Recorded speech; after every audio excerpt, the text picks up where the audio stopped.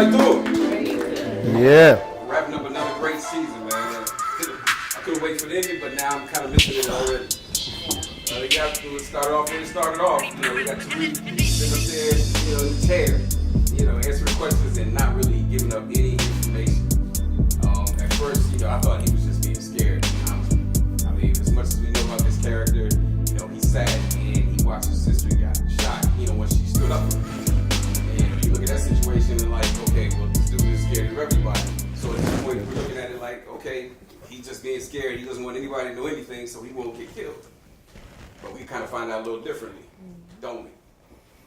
Kind of, sort of. Kind of, sort of? Kind of, sort of. All right. So where we go with that?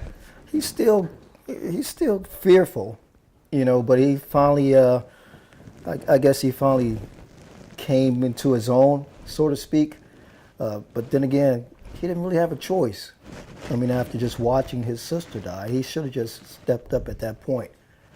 You know, I mean, me personally, I would have took the bullet for my sister, but that's just me. But then it'd be two people dead, right?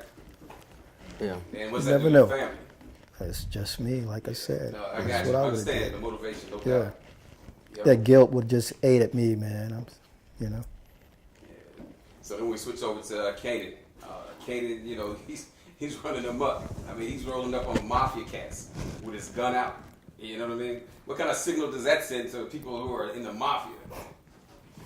Tisha. I think he's just one of those people who just has never cared from the beginning. He's just like, I'm out for self, I'm on my own.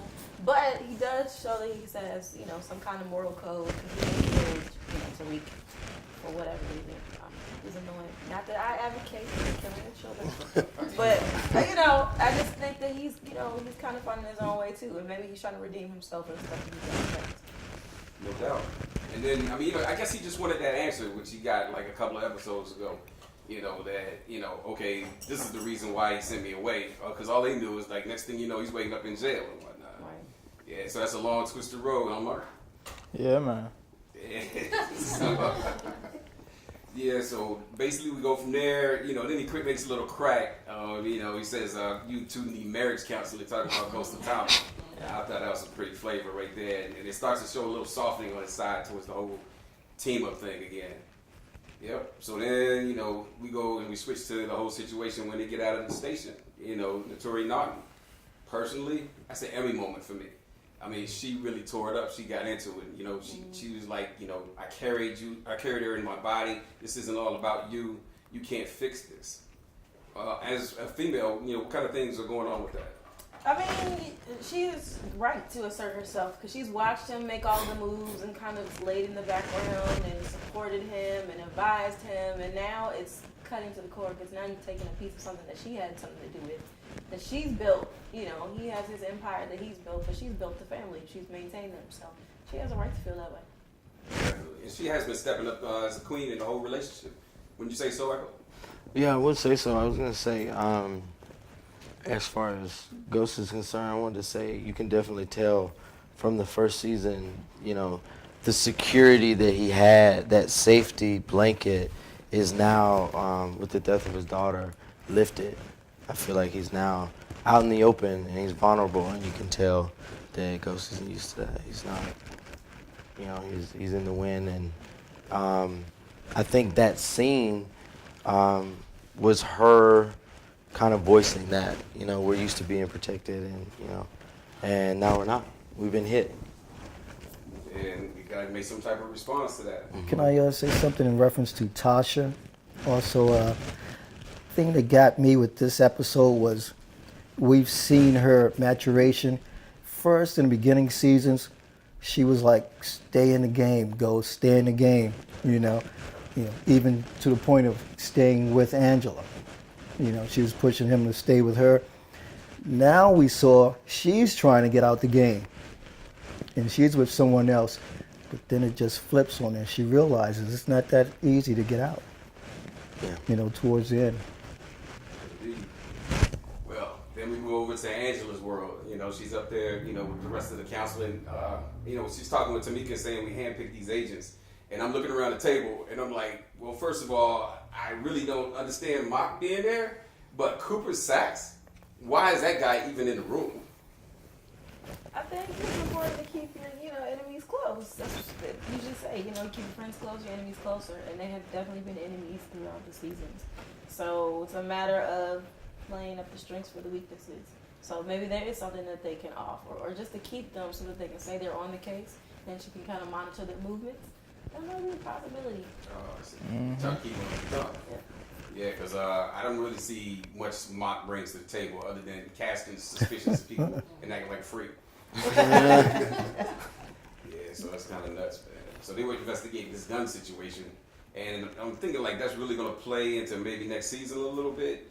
They got the one that Diego and his sister were involved with more so Diego than anybody from the Jimenez crew. And they're saying that somebody must have really loved this gun in order to make all these modifications to it. So where do you think we go with that? What kind of situation are we talking about with that gun? Because did they leave that at the scene after they got the guy to overdose with the cocaine and killed his wife? That's not the same gun. Yeah, I didn't think so either. Yeah. The gold gun? Yeah, the gold gun is not the same gun. Yeah. It's a different gun. So, I mean, why is it so similar, do you think? He likes flashy things. So that's Diego's gun? I believe it's his gun. Yeah. Okay. Just a different gun. Okay. Because I was wondering where it came from myself. I mean, at first I thought that maybe he got it off the guy that they forced to commit suicide.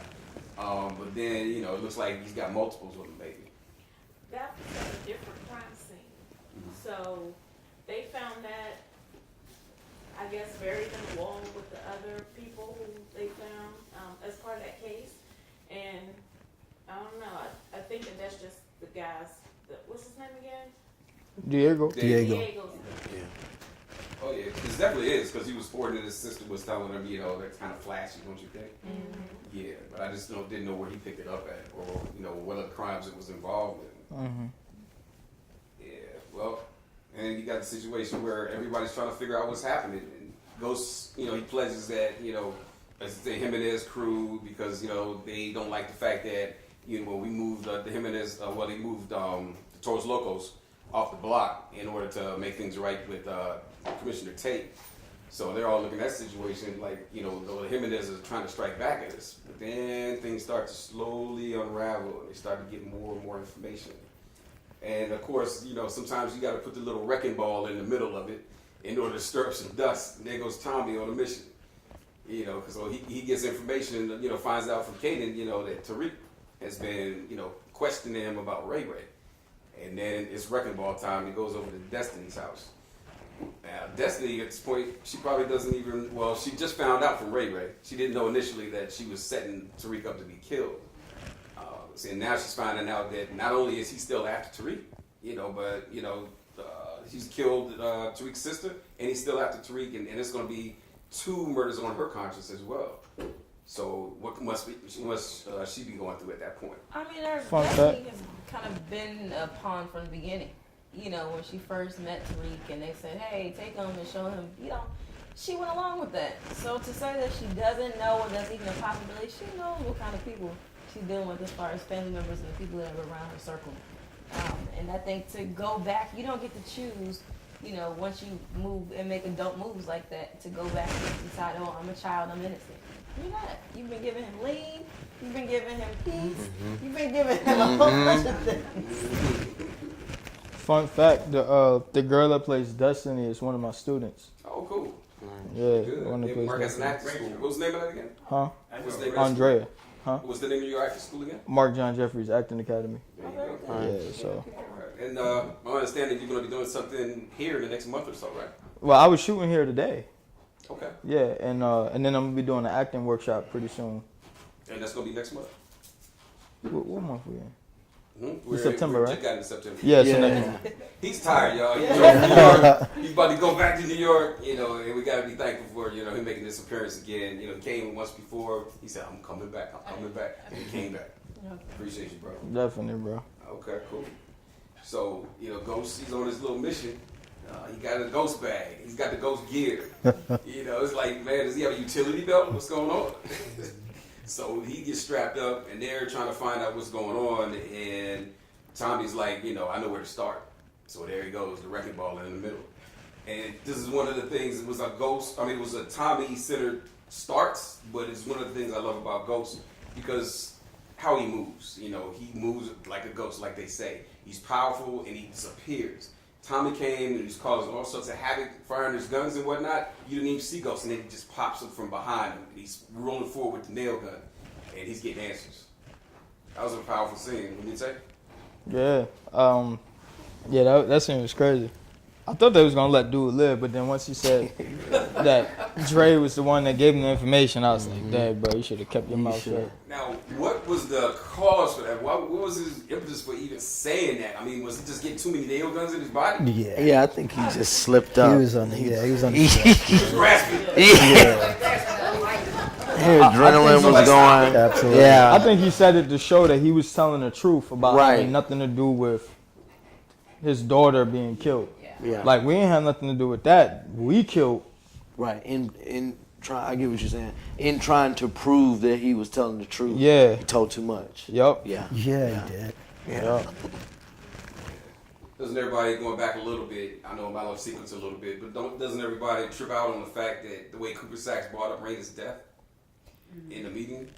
That's a whole nother something though. That's, cause he's white. Let's be real about that. And in his case, you know, he's definitely inserting his privilege, and he's, you know, hates that a woman is his boss now. A black woman is his boss over top of that. So he's around all these women. He didn't like before, you know, when the guys were in Mock was in place either. So I think he resents anybody who's a person of color, period. Yeah, That's not white. Yeah, he's got some racial issues. And besides that, he's really out for himself. Yeah. I mean, he tried to blame the black agent at first. Donovan. Yeah, Donovan, and then he just moved on, as she stated. So he's out for himself, but he still has some racial, you know, issues to deal with. And if y'all remember back to the first season, I mean, it was male dominated. It was like old school FBI type deal. You know, there was no women in charge of anything. And now, like you said, there's multiple layers of women above him. So he's probably going through it at that point. Well, not only that, but you have women who are leading the illegal gangs as well. Good point. Yeah, the Russian mob had a female come in when they're about to take out Tommy. You know, she didn't say much exactly. And So- Diego's really, he's like the Tommy of the crew. He's not running things. She's Exactly. running things. Yeah. You know, she's making all the decisions. So Yep. he's just like the gun. That's it. So there are women in power. In power. There you go. No doubt. Sounds like a song I did. What did y'all think Gotta about hear it. the whole way that Tommy tried to approach Destiny when he rolled and kicked in the room? He was like coming hard at her, and then he switched up and did the John B on her. I thought the way he handled it, of course, like you referred to him as the wrecking ball, and I do see Tommy like that. He's very much the wrecking ball.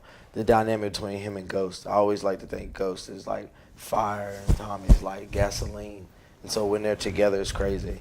But I think in that moment, he almost had like a, I don't know, maybe a what would Ghost do, and he kind of calmed down.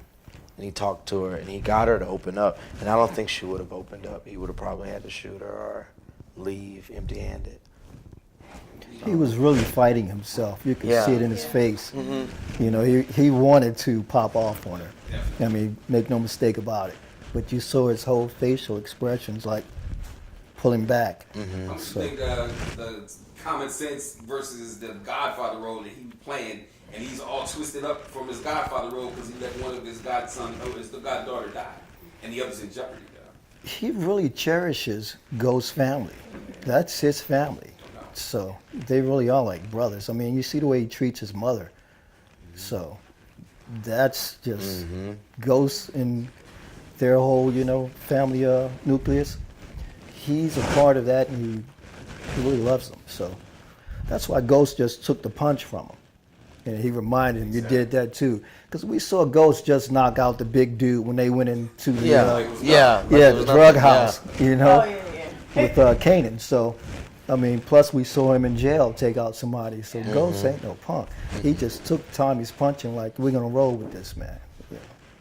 Keep going. Keep it moving. One thing I noticed in this in the finale was it's like Ghost and Tommy kind of traded places a little bit. Like all along, Tommy's been the hothead, and now even this whole a lot of things in the season's been like leading up to a little bit. And present when he like flipped on the on Charlie Murphy.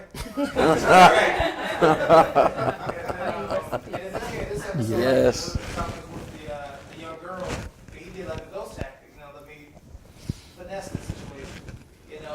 Even and then like Ghost when he popped off and shot the dude, and Tommy's like, yo, we didn't even talk to him. Yeah. And these are all things Tommy would have done previously. So that was kind of interesting, a little paradigm shift. Indeed. Now they're getting all the information. Everybody's starting to get clued in on what's going on, and that Ray Ray's involved. And I tripped out when Angela popped up in his apartment, because I was like, damn, she's good. But she was just tracking down the leads and whatnot. He did go to Tariq's school and did ask questions about it, and he identified himself when he went there. But I guess he got to be a police officer. Yeah, because people look into him, otherwise. It's a shame that the little girl, I'm sorry, Raina.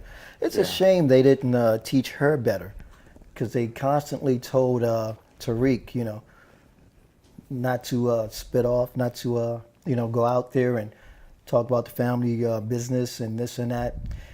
Teaching him to, hold back and hold his tongue and know when to speak, because, she just went out there. I agree with you. Yeah, she's never disrespectful to me. She is forward though. She's very forward. And that's what got her killed. Yeah. Unfortunately. Yeah. She didn't know when to hold back. But Right. if you think about it, it's kind of like they sort of mirror their parents, right? Yeah. Because Tariq's kind of like his dad, and Raina is definitely like her mom. Yeah. I think You're Raina right. is far past mom. She's like, She's really She's a forward. G. her instinct is off the Yeah, charts. she's like a G. Really, when Tommy said you're a G, she is. When she told, make sure you gut him. We've seen her just flip and just do some real G-style things, Murderous, like, talk, so. But I think also her Raina's reaction is more of immaturity and just coming to the fold of realizing what her family is really involved in.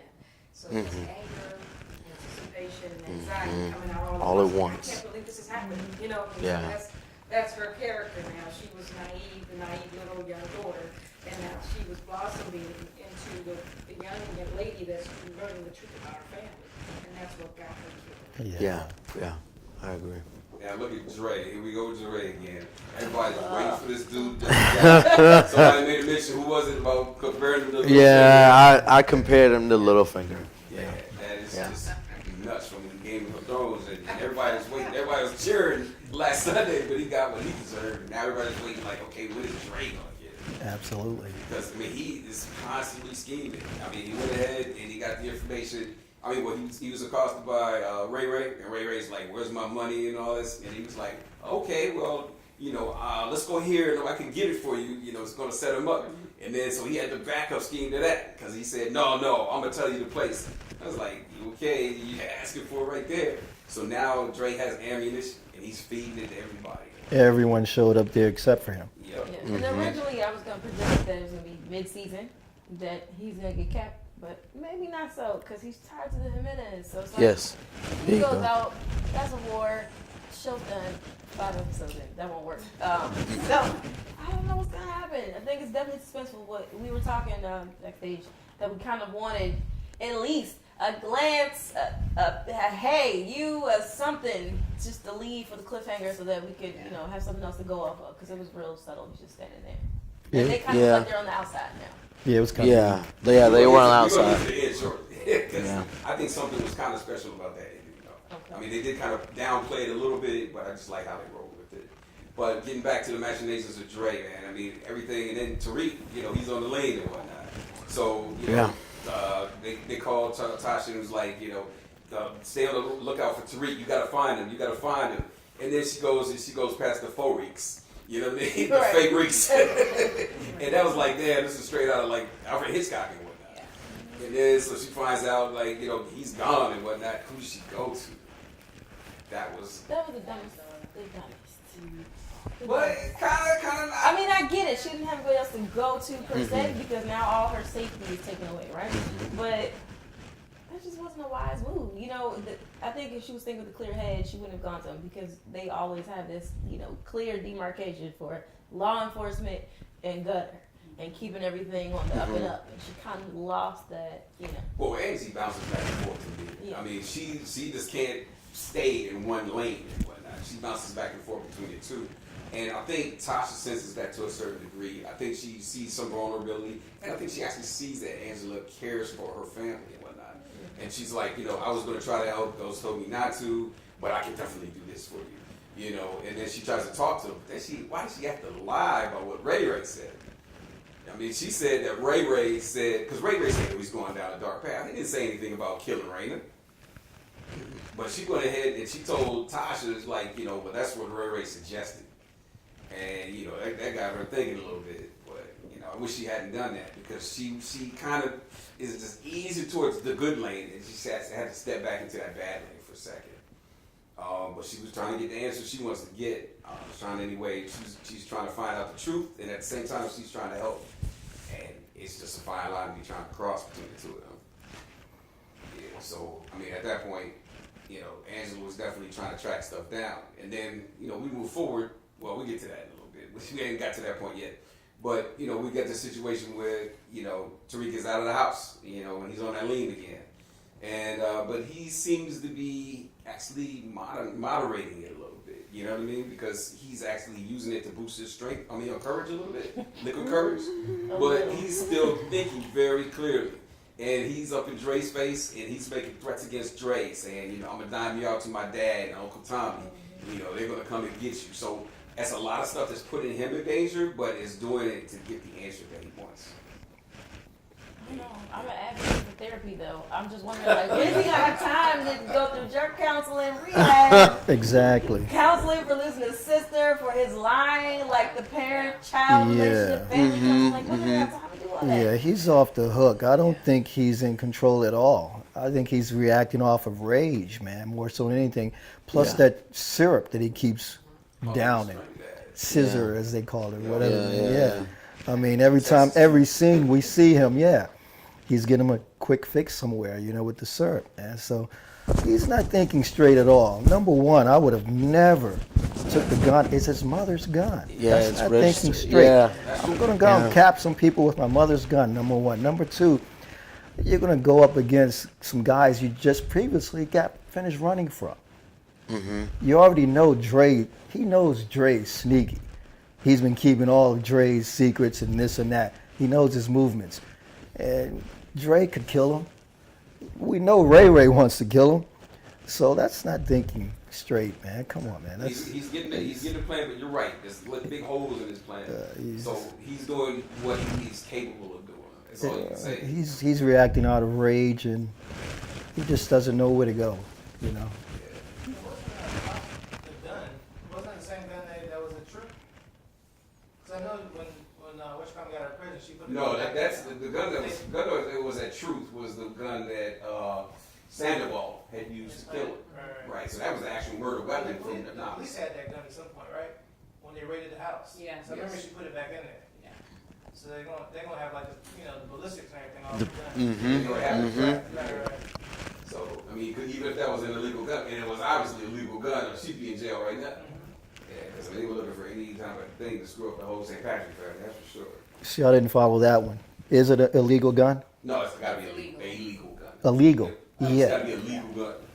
It's legit. Right. Yes. Illegal. I thought you said It's illegal. registered. Yeah. It's definitely a legal gun. That's why she went and got a lawyer. I mean. Yeah. Now, how did she know though that she needed one? Because Angela Valdez, you know, she comes in there and she spots the bullet in the wall. Now, here are the possibilities though, right? What are the possibilities? Ray Ray was going for his gun, right? So he might have fired off a shot that ended up hitting the wall because he was getting his brains blown, right?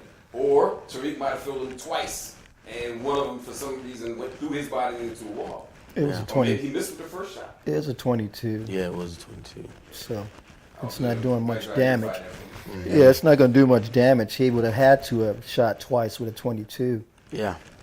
You can still move off You a can, 22. Yeah. But would it have penetrated his head and then hit the wall behind him though? Or maybe it was a missed shot. Did it penetrate his head? Well, there was blood coming out of the back of his Yeah, head. he was bleeding from his okay. I head. didn't see an entry wound though. Yeah, I saw it. Yeah, I When they saw it. rolled him over, I saw him. Okay. Yeah. So we know what one of the bullets did, but what's happening with the other bullet? Did it miss him entirely, or was that Ray Ray's gun? Got me on that Well, one. they picked up two. I don't think it was Ray Ray's gun. Yeah. You don't think it was Ray Ray's gun? So you don't when think he they- got a chance to pull the trigger. Ghost picked up Ray Ray's gun from off the table. Yeah, where it they- was still sitting. That's Yeah. true. sitting there. Okay, because I So- had noticed that. Yeah, so I mean, well, it's not Ray Ray's gun. So both of those bullets are definitely from Tasha's gun. So they got When they take the body in the rug. they had to get him out of there. They had to get him out of The there. stairwell, I guess. They didn't show that. They didn't show that part. And then it would be dripping. Right. That's what I was thinking. I was just thinking that. I was like, Take the body, but it's leave gonna be a the blood. trail. Right. Honestly, there's like too many holes. And things. There is, Like, yeah. Just try, even like with the Super 50 Cent, where he came out the flames and like was alive at the end. Like, he tried to wrap everything up. So it was like, why would they do that? Why would they take the body, even though there's still a pool of blood there? I thought that they were gonna try to stage a situation. I thought that that's what they were trying to figure out for a moment before they started rolling them up in the carpet. I thought they were gonna be like, okay, we're gonna do this, and we're gonna shoot this person with this gun and say, you know, we got into an altercation or something. And I thought they were gonna set it up. I really didn't expect them with the sirens in the background to roll them up and be like, yeah, we'll just take them downstairs. Like, That's why they were like they got to do something in a hurry. Yeah. They picked up the cases, and then Yeah. I like how they all work together like a team. I Yeah. mean, people picking up the cases, rolling them up in the mat, making sure you get the gun, all that stuff. You know, they were definitely, you know, functioning like on high octane and whatnot. So they got him out of there. But you know, who knows what they did with the body? But we never know what they did with the body because they just disappear bodies up in the Exactly. sky. They probably took the body too though because the bullet was still in him. Right. So that was Oh, still no, a they way took of. it. They Yeah. took the body. Yeah. Yeah, What no. What do they do with the bodies when they get them all piled up? That's what Well, they kill people left and right. So you know they got their tactics, but I think the whole purpose is like they heard the police and it's like we can't leave it here because they can trace it. Exactly. You know, they'll lead back to it. That's leaving evidence. So, but they messed up with leaving the bullet in the wall. Yeah. yeah, they didn't have time. They were, rushing and they thought they got everything. And So it Angie is. pointed it out. So that's another one where she gets out of her lane again. She's in a protective mode and she's just like tink, and steps over. No, she has a different level of positioning in terms of power now, so she might take that bullet. Hmm. She might. Maybe. That's a good point. You know, Yeah. She warned them, those two. She's like, you know, because like now she has a new position, like she really wants to, I mean, her career is back on track, Yeah. you know, so I think she wanted, like, she's going to run with this.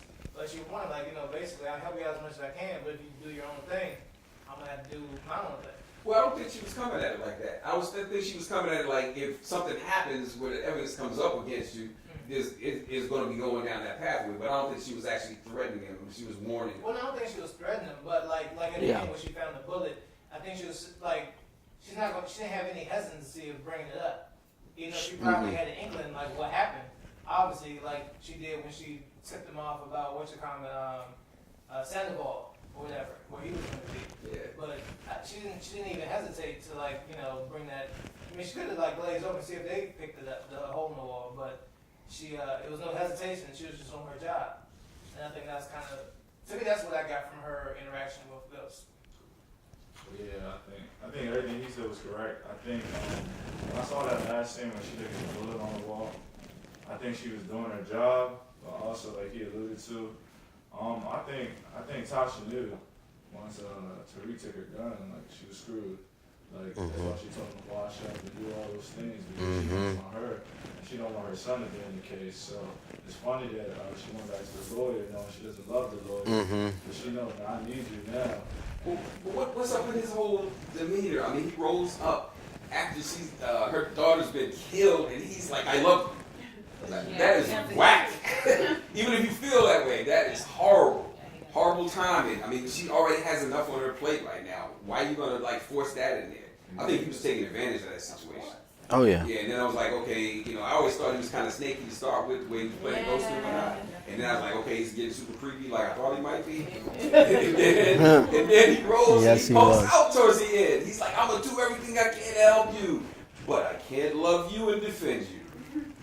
And that's when I wondered, like, what was that for? So I feel like it was like, throwing down the ace, like, oh, I love you, but I really don't, because I want this case. So maybe he's secretly aiming to be some celebrity attorney. And, That's what I was thinking. I was some- like, is he some just really position. playing a double game? Is he playing, pretending to be this emotionally attracted to her, I just think it's crazy that he told her, that he loved her. Well, I thought And she that from the just start. found out that Yeah. So thought I that- think he might be double agent. He might Exactly. be trying to get a case. That's why he kept A trying to great get case. information from even Ghost when he was in jail. The other lawyer, his main lawyer, Proctor had all the information, and they weren't giving him any. And he kept trying to pry information out of Ghost while he was in jail. Well, I know you're not clean, but you need to tell me this, blah, blah, blah. Then he tried it again with Tasha. So I concur. He's got that double agent thing going on. And I'm gonna concur again. That whole double agent thing, I like it because basically, man, this dude is obviously bougie. He's obviously bougie, and we standing around in his shirt and all this stuff. He's bougie, and what's happening while he's being bougie over there is like, he's, Tasha's like, I'm gonna get down with the weave shop, and he's like, yeah, and I'm like, really? That's not bougie, right? So, he's coming in. He's definitely playing the double agent role. Yeah. So I mean, this is one guy that, when is he gonna get it? That's all I'm asking. But I think we all know Dre gotta get it first thing. Absolutely. Damn. So but here we go, trying to wind it down. If we're getting to the end of the season, and then Cooper Sacks, this dude again. And why does the lady come to him? The one who we take it right back to the very first season, where he's like, she has a blindfold on, Ghost is about to kill her man, because her man's been stealing. That's the code, that's the name of the game and whatnot. So it's not like he's stepping out of bounds with it, but he warns her, and he's just like, boom, and that's how he gets the voice thing. She recognizes the voice. I feel like he's just trying to stay in the game and stay relevant. And he's like, whatever I can do to get back on top and get some type of, position. Because I think the show's called Power. Yeah. So it seems like almost every character, no matter how inconsequential they are, they're trying to get some kind of piece of power, assert power, define power, whatever it is for them. So I think he's just like, let me get back in however I can and take over this case and take over the FBI. Or at least he's going to push. And I think one thing they did was pretty disingenuous. He went to Angela first, and he knows that Angela still got feelings for Ghost. But he's like, people who are upstanding citizens, their daughter, doesn't get killed in the schoolyard at a Sadie Hawkins dance. He's coming at her like that, but he's doing that to kind of judge her reaction, I think, and also to say that he went to Angela first. So then he goes to Tamika, who's over Angela's head. He's like, I got something for you. He didn't really, but see, that's the thing. He didn't really go to her first. He played a little chess match, or a little chess game with her when he came out at the meeting. He was letting her know then, here, Angela, I got this piece here. Here's a pawn. Let me see how you're going to react to this. Ghost's daughter just got killed, at the school, in the schoolyard. So he was just playing his pieces on the chess match, but he wasn't really giving her a heads up, by herself. But I was thinking more the second time visit her in the office. Yeah, but he had already played a piece, is what Right. I'm saying. So he's making the rook to night 4. Or whatever. Yeah. Yeah, so that's kind of nuts. So then, he's got that stuff going on. But then we were mentioned in the ending, a little bit earlier in the conversation. And what I liked about that was I just kept thinking about the Blues Brothers and Dan Aykroyd. Interesting. Okay. And he was like, we're getting the band back together. Yeah. And all three of them were sitting in the ride, man. And it was like, damn. No. 50 cents in their bag, Tommy's in the front, Ghost is driving. I was like, man, y'all going to a picnic or y'all going to kill somebody? What is up? Yeah, that was predictable, though. When he let Ghost and his son leave, I knew right then and there that they would get together. I never go put somebody in the spot. Mark, you're laughing your ass off. What's up? Look at my man sweating in the first row. You going through withdrawals, bro? What's going on? And he just looking straight ahead. That spotlight, man. I thought he kept raising his hand and y'all passed him up, so you just. Oh no, and I didn't know. I'm sorry.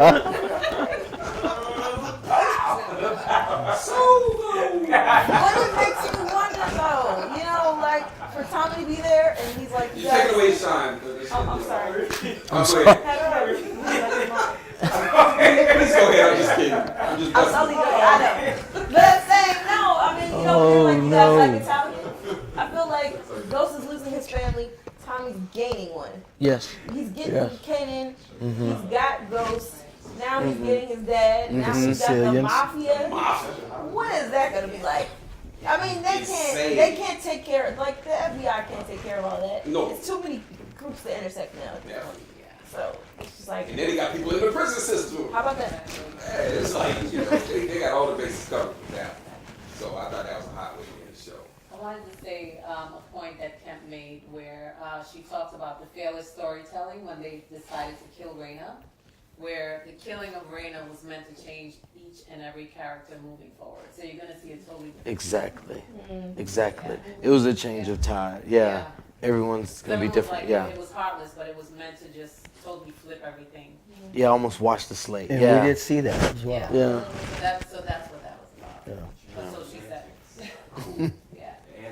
Well, I want to thank everybody through sitting through 10 episodes with me. I want to thank my awesome guest panelists, Mark, John Jones, of course,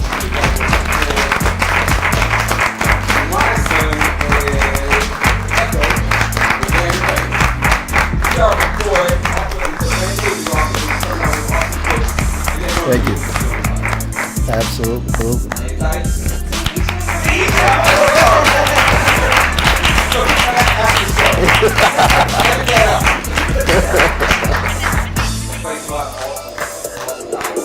Absolutely. Thank you.